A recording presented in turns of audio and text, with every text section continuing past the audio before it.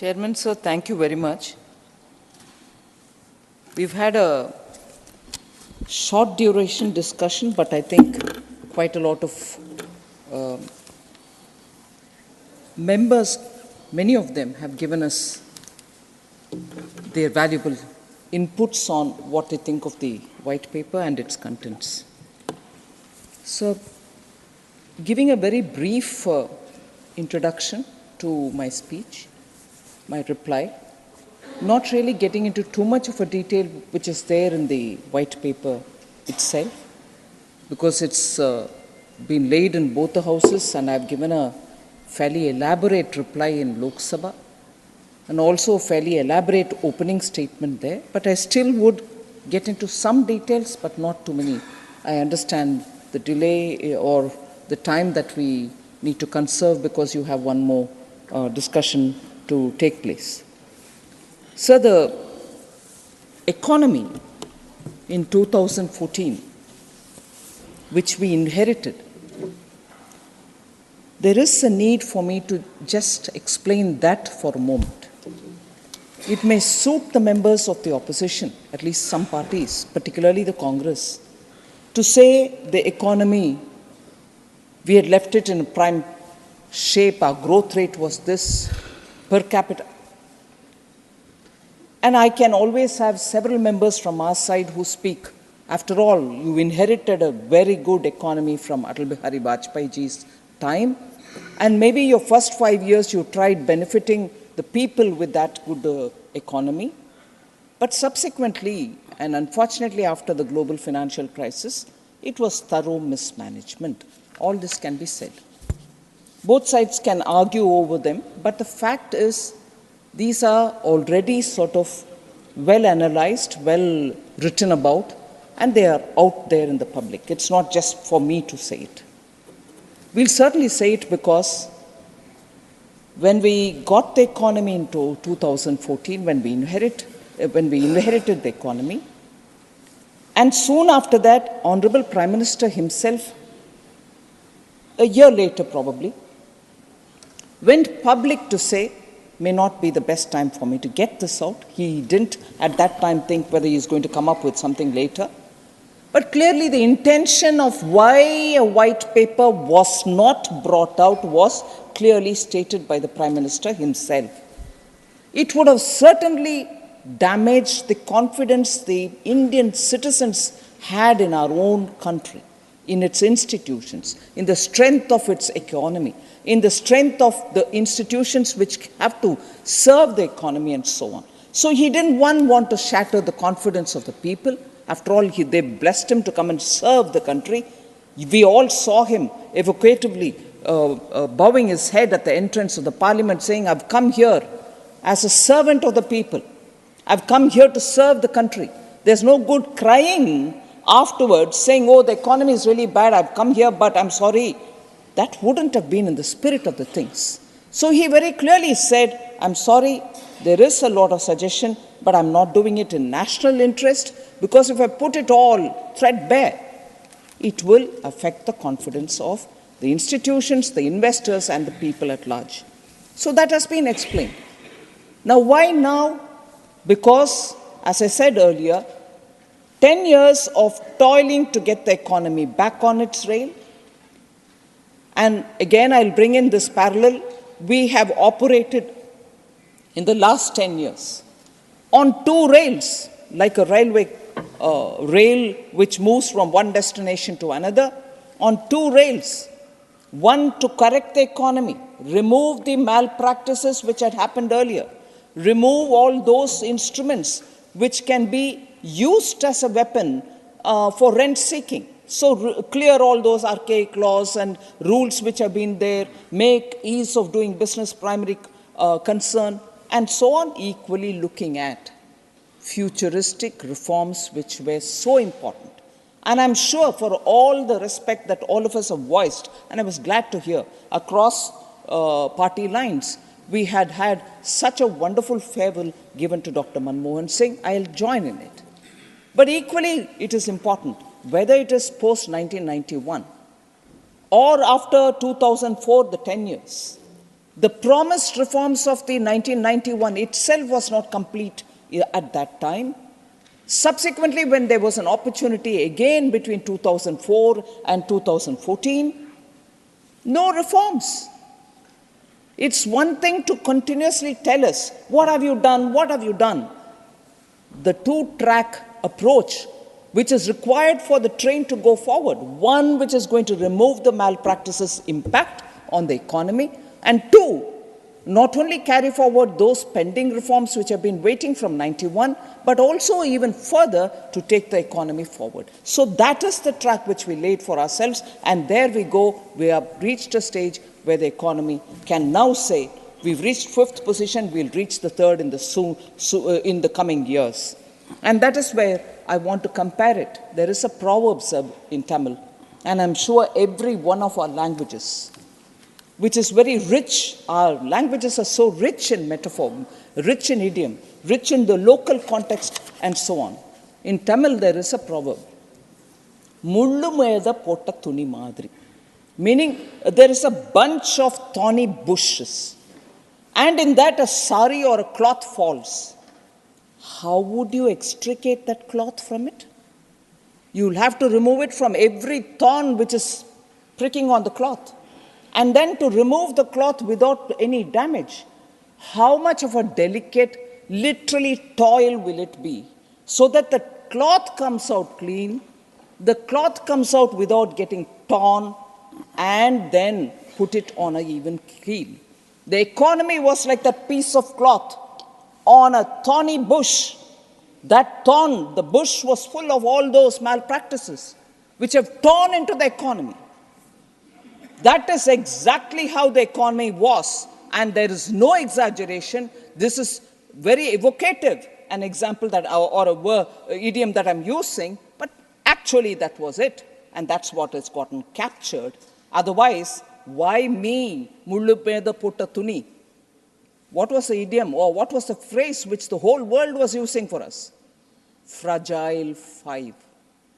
That's not what I'm calling it. World called you like that at 2014. World called all of us.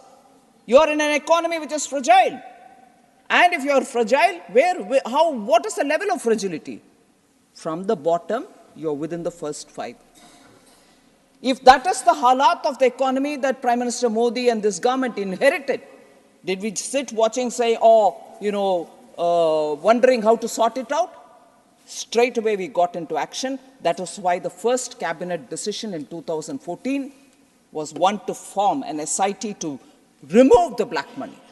And second was an expenditure reform committee which was formed under Bimal Jalanji, just so that all the profligate expenditure of the earlier government could be rationalized, more systematic and answerable methods of doing governance will be put in place. Those were the first 2 decisions of this government, clearly stating the intent with which we are getting on the job of cleaning the economy and giving it new lease of life. And as a result, today I'm happy to say that we've reached where we have reached. And at this stage, as an elected government, we have every duty to inform the public of this country to these 2 august houses, Lok Sabha and the Rajya Sabha, where people's representatives are seated, so that they know the true picture. What was it then? Comparable time. What is it now? And what effort it took for us to restore it. Mullu meda potta thuni. I repeat it. That mind picture about our economy and the way in which it had to be delicately removed from those thorny bushes. Do legislation. Do correction in the rules. Also make sure that you're giving enough incentives where it has to go in the right place. Savings by using technology. Not one thing, sir, and not at one level, sir. Across the board, at various levels, the economy had to be restored. So, today when we are bringing the white paper, it is because, as I said, we have brought the economy to a certain level, and that level gives us the confidence that we are able to now say within the next few years, and that is why Honorable Prime Minister keeps saying, in my 3rd term, surely the economy will reach third rank. And this is not without reason. And above all, again, once again, why now? There should be a record for our posterity so that we know what happens when the intent and the governance is not transparent, when the intent is not good, when the transparency is not available in governance, what can happen to the economy, which should never be repeated. We need to have governance clean. We need to have governance which is accountable and not have governance which is through extra-constitutional bodies. So, as I said, in the Lok Sabha, I had spent some time explaining through various items which are part of the white paper, coal scam, how the banks went into a big mess and how that was brought back. I had explained it all. I do not want to spend too much time going into one more or a third more or fourth more in the list of items which we have mentioned in the white paper, but I'm talking about the overall project implementation and the speed with which these schemes were implemented. And that itself is one classic example of everybody was going about their own in the government. And Honorable Dr. Manmohan Singh was not able to get them all together to give that collective synergy. As a result, projects were delayed, project became meaning they were running into excess cost because delay in the projects, and that excess cost already being given, still the projects were not getting completed. Our honorable member from Assam spoke about how Bogibeel Bridge was sanctioned in 1997, if I know right. The member may correct me. It took all these years for it to get completed. Yeah, I'm conscious of that. I'm conscious of that. 10 full years after that, you couldn't correct it. Now, don't point a finger at Vajpayee. We've corrected it now. 10 full years. Vajpayee comment didn't do. You could have done it. So, it's all right to go on interrupting to satisfy your bosses. But do have the patience to listen. All right? Yeah. Bosses, there will be some people reporting to your bosses, right?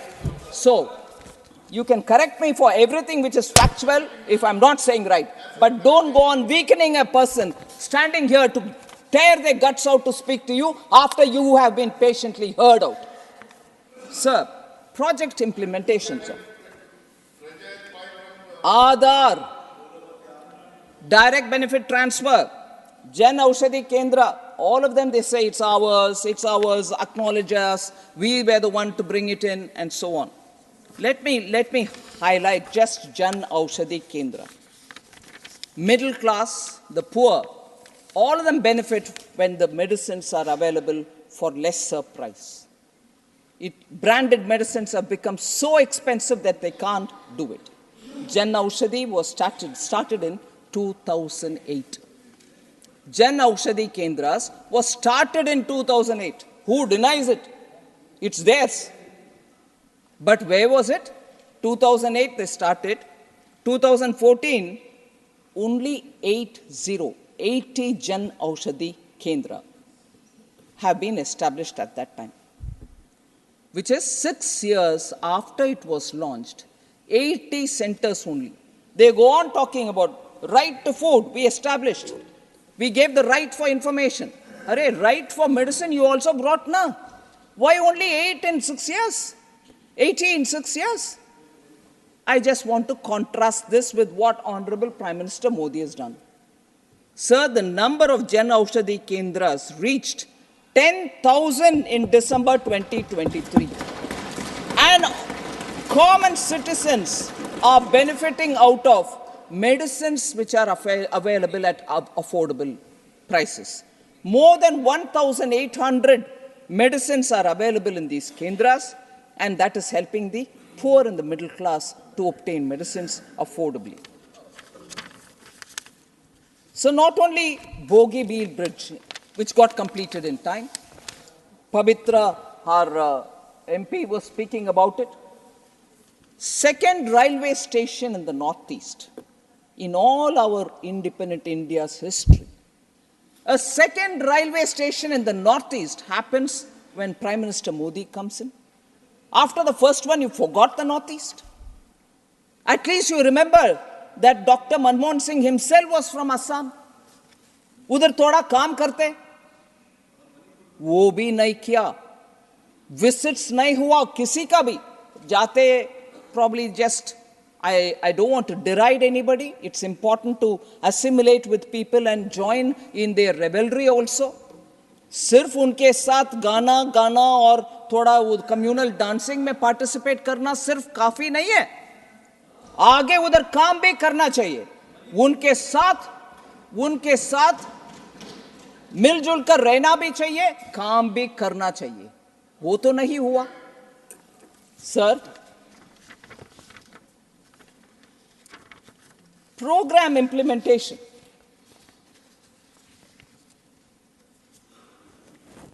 I'd like to state it here. PM Modi personally monitors programs and their progress through the Pragati video conference that he holds with the district level officers also, saying how much progress is happening. If it's not happening, then a minister goes there, also follows it up. 43rd edition of Pragati, 300, up to the 43rd, 348 pending projects have, and their total cost is 17.36 lakh crores, have been reviewed. Progress is happening. Quickly, they're all coming to a conclusion. This kind of an effort never happened earlier.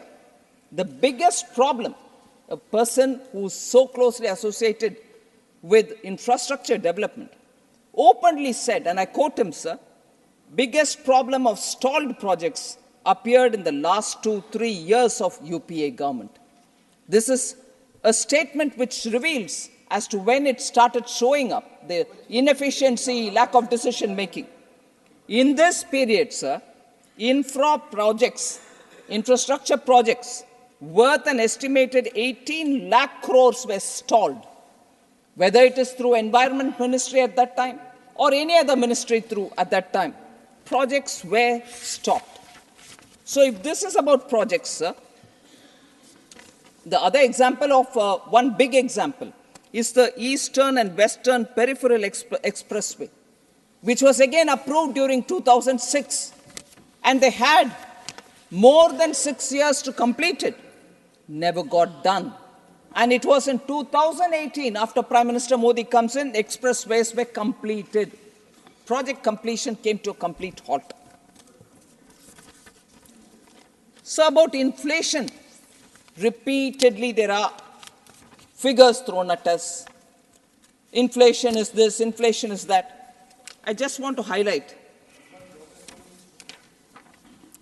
Inflation, because Vajpayee's government is also often said, oh, Vajpayee was also there, that government didn't do anything. I want to tell you, sir, inflation in the last year of Atal Bihari Vajpayee's government, NDA government, was below 4%. Was below 4%. I'm not very good in Hindi, but I'm tempted to use one saying. Good ko gobar karna. Am I right? Good ko gobar karna, inke mastery hai, sir. 2014 में जब NDA government Vajpayee ji का 4% below inflation के साथ आपके हाथ में सौंपा, आपने उसको क्या किया? गुड़ को गोबर कर दिया. Ill targeted, reckless fiscal policy, ill targeted subsidies, wasteful expenditure, all done for political gains. End of the day, they also had their turn of inflation. Targeting inflation is just not trying to contain inflation, but supply side measures also should be done simultaneously so that lack of enough supplies will jack up price. You should contain that also. Now we have a group of ministers which are monitoring every week what is the supply of tur dal, how much of potatoes are in the market, onions will have to be imported, we'll import it.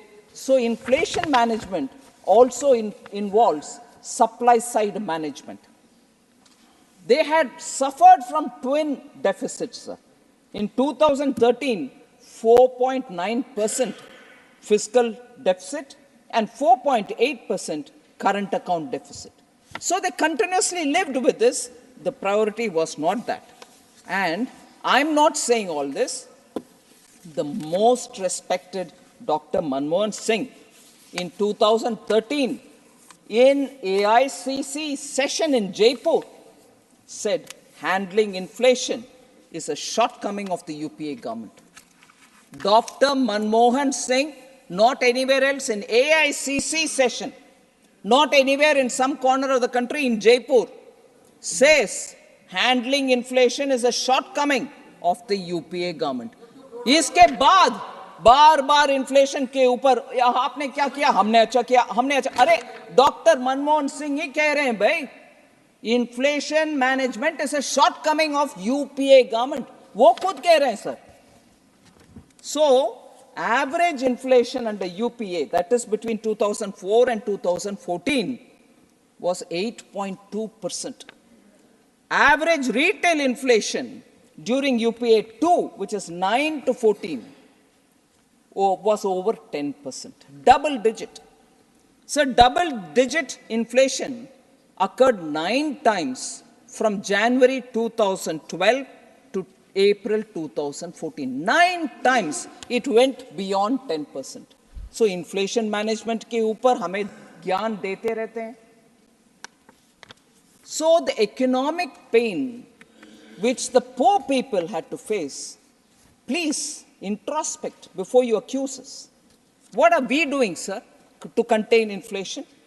Strengthening buffer stock, making sure key food items are kept in the buffer and released to the market every now and then, open market operations, as easing out on imports, whether of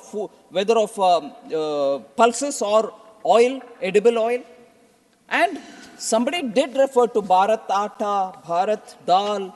Yes, we had to make sure that wholesale we purchase, pack them in containers or bags which are saleable in Mother Dairy or NAFED or some Markfed kind of institutions. Therefore, when we did this, Bharat Atta, 27 rupees 50 paise per kg, already we have sold 2.37 lakh metric tons as of 28 January 2024, which means the subsidized, easily available atta now is available for the common man in different places, and they notice it and they bought and benefited from it. We have taken measures, and as a result, subsidized Bharat Dal, 60 rupees per kg bags and 55 rupees per kg if it is 30 kg bag. 2.97 lakh metric tons as of 31st January has already been sold, meaning poor people have already taken it from these various outlets. Onions are available at 25 rupees per kg, sir. And for that, 3.96 lakh metric tons have been already sold by 3rd February 2024. Only recently have we started Bharat rice being sold at 29 rupees per kg. So I think even in the question hour, sir, I've gone into detail about how inflation has been managed. I don't want to elaborate on it. Much has been said also in the white paper. Sir, there are just one other thing. Very senior member, respected K.C. Venugopalji had raised a lot of issues.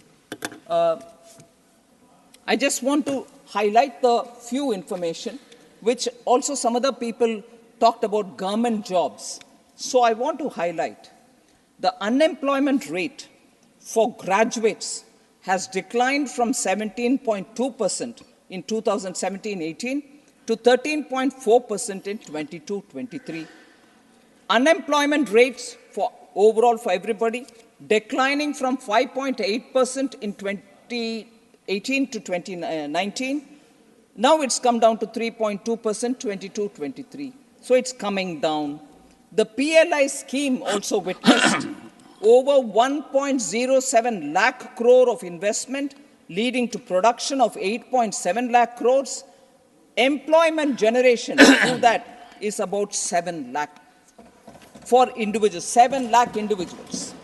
Sir, the yearly net payroll additions to the EPFO, till some time ago the minister was here, the net payroll additions to the EPFO more than tripled from 61 lakhs to 139 lakhs in 2022-23, sir. So, government jobs in particular, someone did raise that question.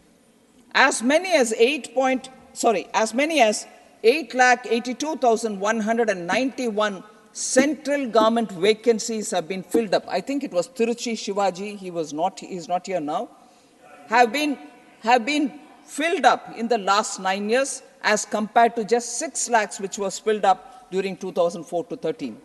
Regional recruitment boards gave government jobs of 4,30,592 youths between 2014 and 2023. Government launched the Rozgar Mela in October 22, as a result of which today 6.32 lakh people have already got the appointment letters in their hand.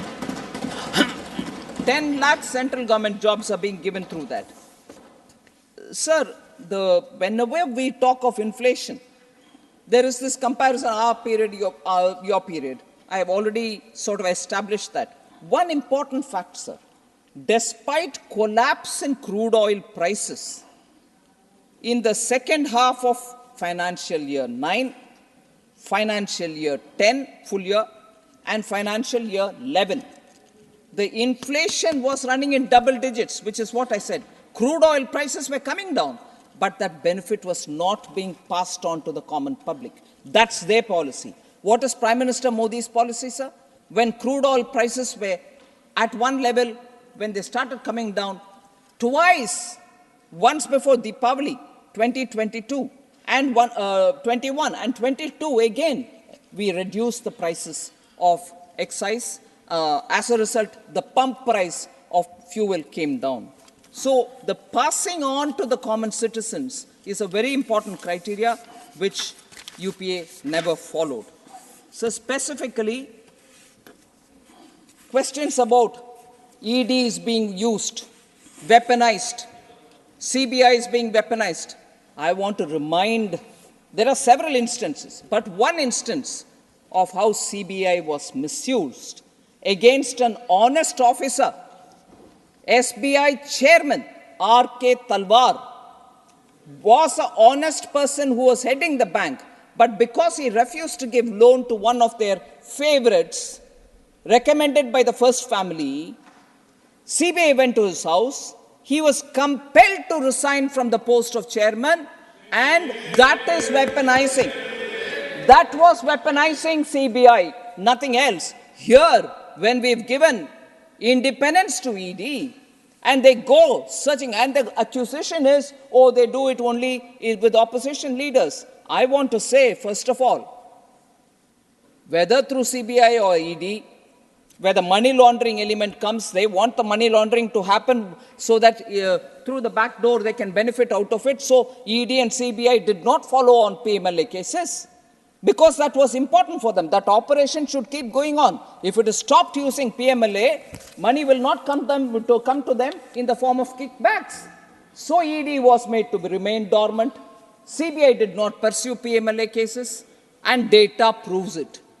During their time, sir, number of prosecution complaints filed were just 102 by ED.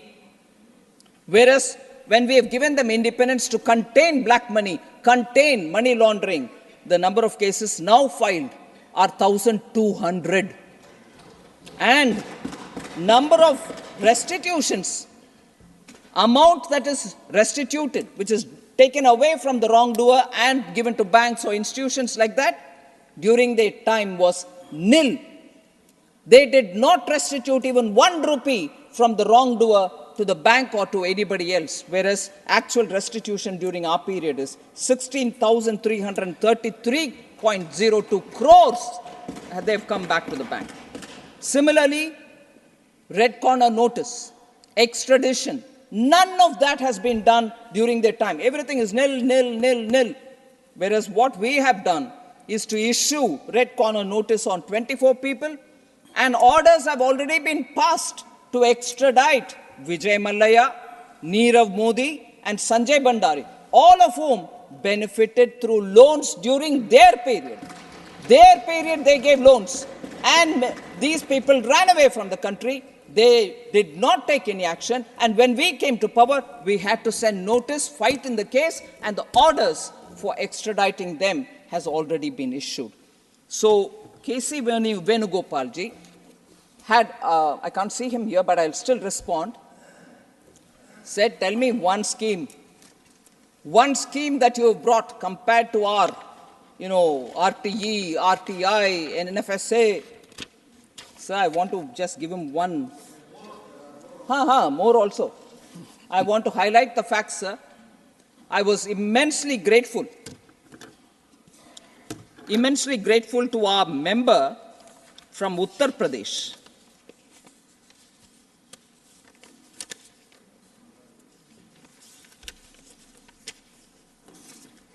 I'm immensely grateful to our member from Uttar Pradesh, Vrajlalji. He spoke, sir, to tell you what exactly is the mindset. He's a policeman. Oh, is he? He's a former DGP. Oh, I better be careful then. But still, he spoke total truth. And I'm not... No, what I meant was DGPs have expertise on account of their training to know the mindset.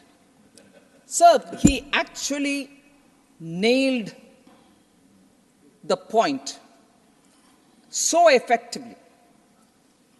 If we start looking at governance only from the point of view of entitlement and not empowerment, you can always quote saying right to food, right to education. It's all right. You did it very well.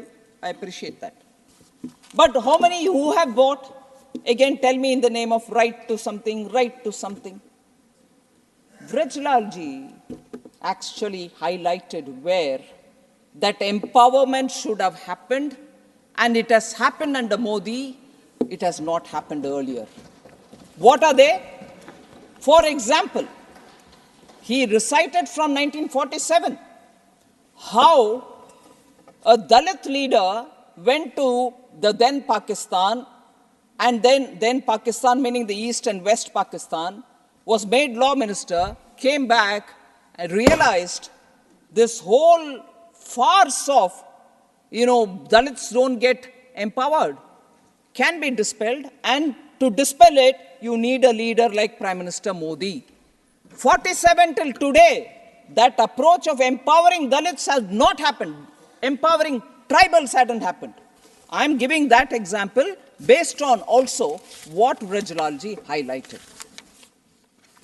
Dalit, tribal, 5 of the sacred sites of Dr. Ambedkar have been bought and established and flourishing under Prime Minister Modi's time. They could contribute to Dr. B.R. Ambedkar only in one way. They feared people who would overshadow the first family, whether it is Dr. B.R. Ambedkar or farmer leader Charan Singh ji or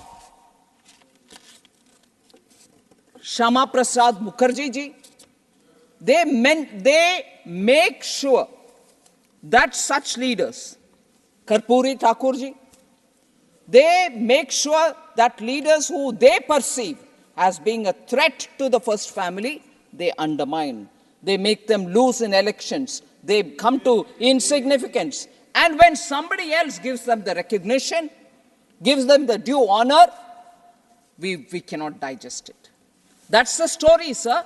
I'm thankful to our member, Vrajlalji, to have brought that point back. Tribal leader today, a woman leader from Orissa, is occupying the highest position as President of India. And that is because Prime Minister Modi has given them. And Birsa Munda ji, who's Bhagwan for tribals, that day has been declared as a day for Samman of all the tribals. Why couldn't they do it during the time? No, they were believing only to keep them as vote banks. I'm giving you a few crumbs, you remain there, but give me vote. That's the story. Prime Minister Modi doesn't believe in that. He believes in empowering them, honoring them. And that is the similar treatment and recognition which was given to the Sahibzades, the two young children of the Guru who gave their lives to protect this country. So the approach is empower people, don't keep them under your thumb because you want their votes by throwing some few crumbs. No, that is the approach with which we've gone, and therefore asking us, tell me what that one signature project that you've got. We brought right to education, right to farmers and everything else. But even when doing that, the so-called Right to Food Act, even when doing that, they do one thing here. Internationally, they do things to undermine that thing here. If you're giving us right to food, how did you go to Bali in 2013 and give away the right for doing MSP-based procurement from farmers, keeping a buffer stock, releasing that through PDS? You gave it all away by signing the Bali Declaration in Indonesia in 2013. And here you're coming and telling us we've given right to food? From 2017, sir, if only that agreement and Bali Declaration were to be implemented, we wouldn't be able to procure 1 grain of rice from the farmers today. We wouldn't be able to have a ration shop today. We couldn't have given food grains from our buffer stock for the poor today. So one side you come and do a right to a food, on the other, in the international platform, you go and sell away India's right to protect its farmers and protect its poor. So this is the hypocrisy, and therefore, if you're going to ask me, what is the signature contribution? At least we have honestly made sure the poor get free food grains, they get houses, they get water in their houses, they get electricity, they get cooking gas, all this under Prime Minister Modi. So, sir, I don't want to further take more time. There are just one important issue on the not so glamorous side of reform. Because most of us look at a glamorous side. There are some work which have been done which has resulted in good amount being saved. Otherwise, pilferages happened. And because of pilferages, the government was short of revenue.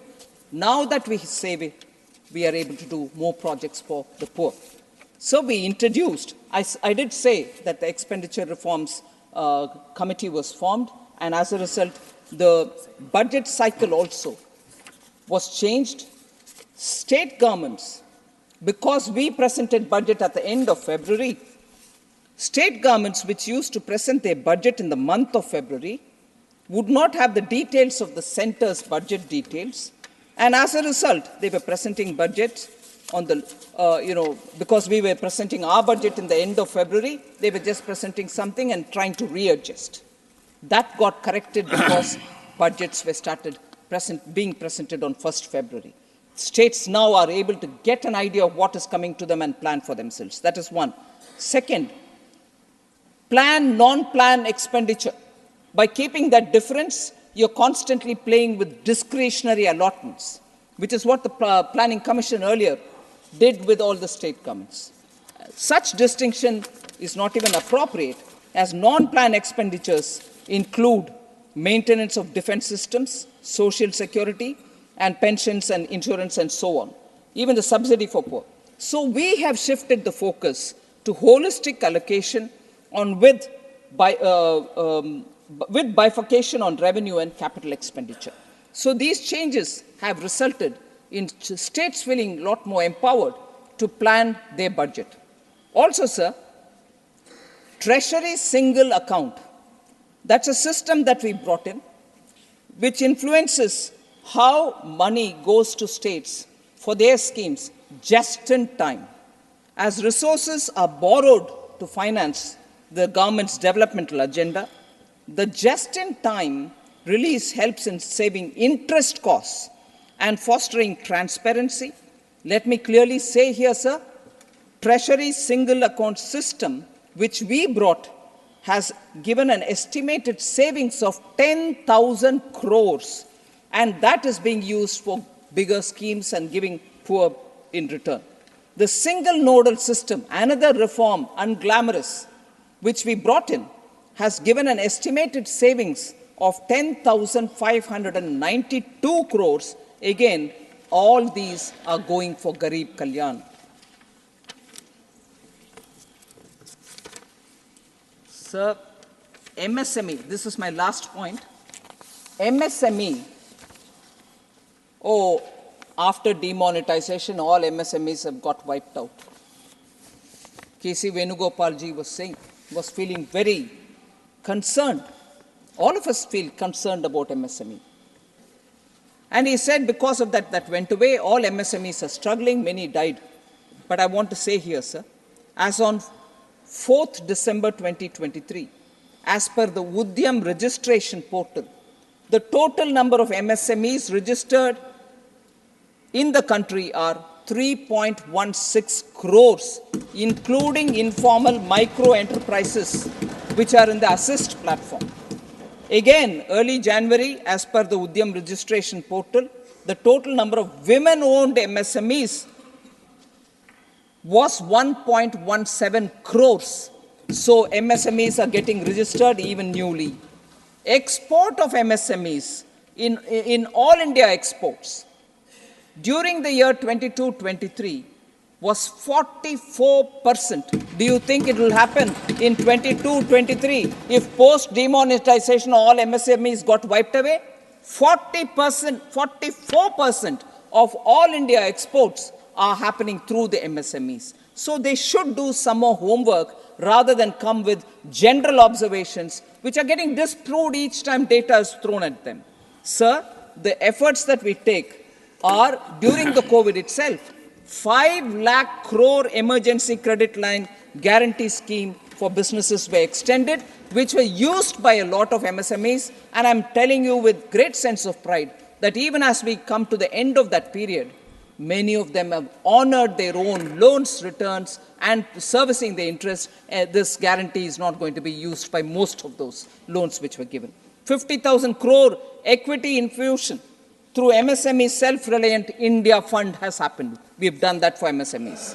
No global tenders in this country for procurement can happen up to 200 crores. They have to be reserved for MSMEs. No global tenders. Similarly, sir, launching an online portal, Champions, in June 2020 to cover many aspects of e-governance so that they can be made easy. Inclusion.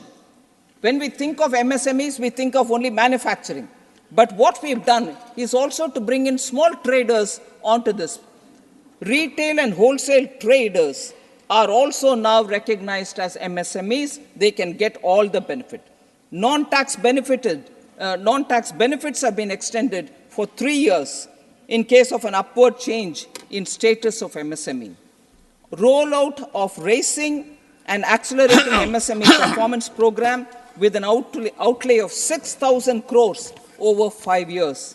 And lastly, sir, the Udyam Assist platform, which was launched in 23 to bring informal micro enterprises under the formal ambit to avail priority sector lending has also been done. So MSME can now take the money which is coming under the priority sector lending umbrella. So lastly, I was a bit appalled. Madam, this is second lastly. Did I say one lastly? I'm sorry. Second lastly. I'm sorry, sir. I'll correct myself. Sir, who made Charan Singh PM? Was an observation by K.C. Venugopalji. People make PMs. I hope the Congress party is not living in that thing. They make PM, they throw PM, they bring in PM, they reject PM. No. People have rejected the Congress. But if you're well aware of that politics of that time, sir. Indira Congress decided to extend support to Chaudhry Charan Singh, who took oath as Prime Minister on 28 July 1979. Within 24 days, he resigns. Why? because Indira Gandhi's Congress withdrew support from him. Charan Singh said he resigned because he was not ready to be blackmailed into withdrawing cases against Indira Gandhi. Indira Gandhi cases which were put on her post-emergency. Indira Gandhi ji wanted Charan Singh to withdraw certain cases against her relating to the excesses committed during emergency, and he refused. Charan Singh ji said while resigning, and I quote, "The country would not have forgiven us if we had, for the sake of remaining in office, agreed to withdraw prosecutions against persons responsible for atrocities during emergency." Unquote. That's the honor with which that person left from there. Chaudhry Charan Singh ji had to leave because he didn't think he should yield to that blackmail. So it was the Congress party which brought down Chaudhry Charan Singh ji in 1979. Good that K.C. Venugopal ji brought that up. It's all right for them to now say, it's all right, you go away, to his grandson. But the fact remains, they had no respect for Chaudhry Charan Singh ji. This is the way they blackmailed him. An honorable man that he was, he said, no, I'm not falling into this, and he went away. Similarly, today, I'm grateful that our government has honored P.V. Narasimha Rao ji. Many things can be said. 91 reform, if he wasn't the Prime Minister at that time, even an economist, Dr. Manmohan Singh, couldn't have performed what he did as a government. Congress party did not even have the gratefulness to recognize him even after his death. The pictures, the video of the party's office, headquarters office, gate closing, even as his corpse was going, will bring tears to anybody's eyes. A person sacrifices and serves the party, but because of prejudice, you ignored him even after his death. That is the gratefulness this party has shown. And I don't need to say that it is the party which gave, under their own prime ministers, the prime ministers gave themselves Bharat Ratna. Nehru ji, Indira ji, all gave themselves the Bharat Ratna. They didn't bother about others. And they certainly didn't bother about Dr. B.R. Ambedkar, who they constantly kept defeating in political fields. They didn't give the Bharat Ratna to him. And therefore, sir, this party should not shed crocodile tears, or should not, for the record's sake, say, oh, no, we welcome Bharat Ratna being given for P.V. Narasimha Rao, for Chaudhry Charan Singh ji, and so on. They've proven when they were alive how torturous their lives were, how they tortured them. All that is very clear, and it will go on the records of the Parliament as to how, when they were alive, they tortured them, insulted them, and now when a different party, when Prime Minister Modi gives them Bharat Ratna, they are not even able to gulp the fact. Thank you very much.